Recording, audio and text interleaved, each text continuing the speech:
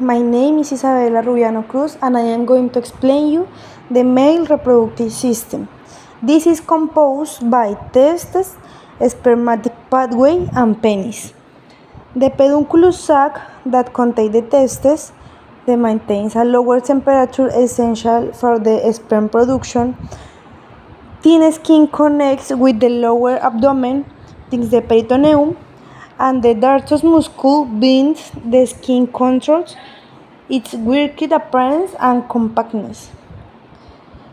The testes and their coverings. They are coverings by several layers, including the spermatic fascia that is internal and external. Inside is the tunicle vaginalis, a fluid file sac derived from the peritoneum. The tunicle vagina, a taut fibrous layer, surrounds the testis itself. Sperm production occurs in the seminiferous tubules, which covers in the mediastinum testis. Sperm travels through the retail testis, then into the effect ducts.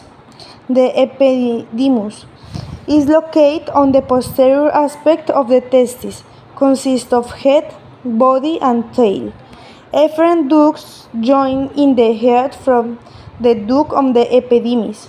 This highly coiled duct is where the sperm matures, and the tail continues as the ductus deferens, which enters the spermatic cord.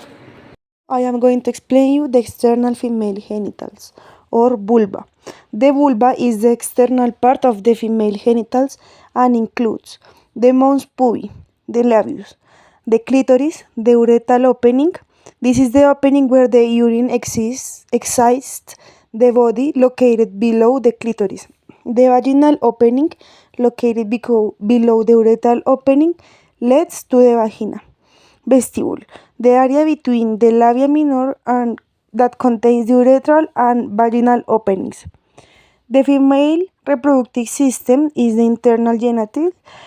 This system is responsible for ovulation, fertilization, and pregnancy. It includes the vagina, that is a muscular canal connecting the vulva to the uterus, the cervix, the uterus, the fallopian tubes, that are tubes that connect the ovaries to the uterus and where fertilization usually occurs, and the ovaries, that are organs that produce the eggs or the ovaries, and hormones such as estrogen and progesterone.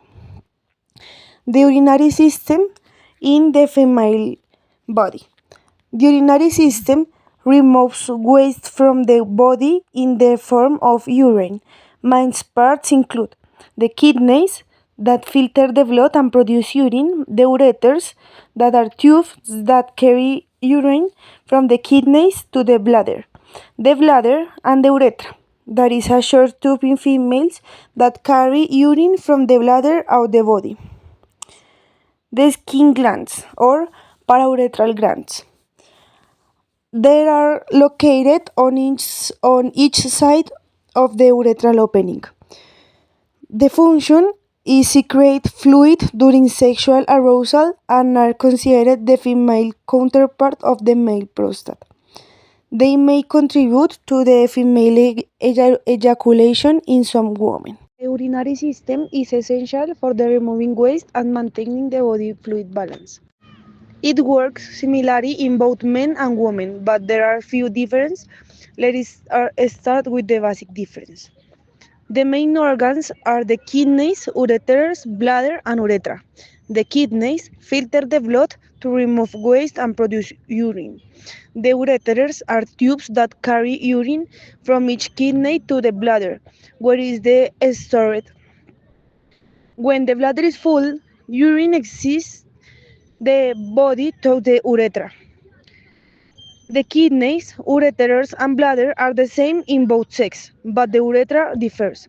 In women, the urethra is about 3 or 4 centimeters long and only carries urine. It opens just above the vaginal opening. In the men, the urethra is longer, about 18 or 20 centimeters, and has a dual function. It carries both urine and semen. It passes through the prostate and penis.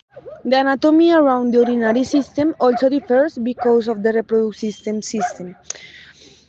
For example, in the men, the prostate surrounds part of the urethra. That is why the prostate issues can affect urination.